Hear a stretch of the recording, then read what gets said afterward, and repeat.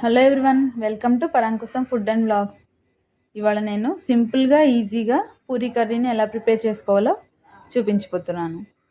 ముందుగా ప్యాన్ పెట్టుకొని ఆయిల్ వేసుకొని ఆయిల్ హీట్ అయిన తర్వాత తాలింపులు వేసుకోవాలి. తాలింపులు గోల్డెన్ బ్రౌన్ కలర్ వచ్చేంత వరకు ఫ్రై చేసుకోవాలి. తాలింపులు ఫ్రై అయిన తర్వాత 1 కప్పు ఉల్లిపాయలు అందులో వేసుకోవాలి. ఉల్లిపాయలు, పచ్చిమిర్చి, కరివేపాకు వేసుకొని హై ఫ్లేమ్లో పెట్టుకొని 30 సెకండ్స్ వరకు ఫ్రై చేసుకోవాలి. ఇలా ఫ్రై అయిన తర్వాత ఒక మీడియం సైజ్ బంగాళదుంప ముక్కలను అందులో వేసుకోవాలి. వేసుకొని హై ఫ్లేమ్లో పెట్టుకొని 1 మినిట్ వరకు ఫ్రై చేసుకోవాలి. ఆ తర్వాత టేస్ట్కి సరిపడా సాల్ట్ వేసుకోవాలి.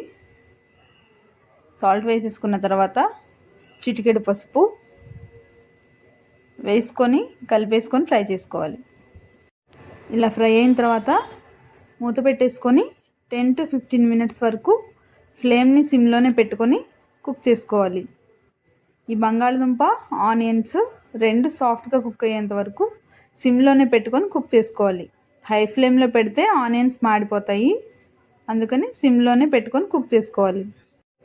చూసారు కదా, పొటాటో సాఫ్ట్గా అయిపోయింది.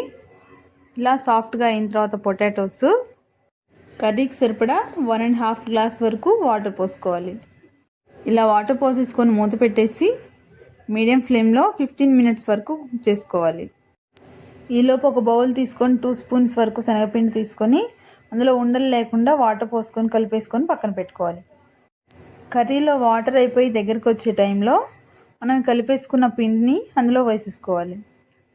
వేసేసుకొని కలిపేసుకొని ఒక 5 to 10 మినిట్స్ వరకు సిమ్లో పెట్టుకొని మూత పెట్టుకొని కుక్ చేసుకోవాలి.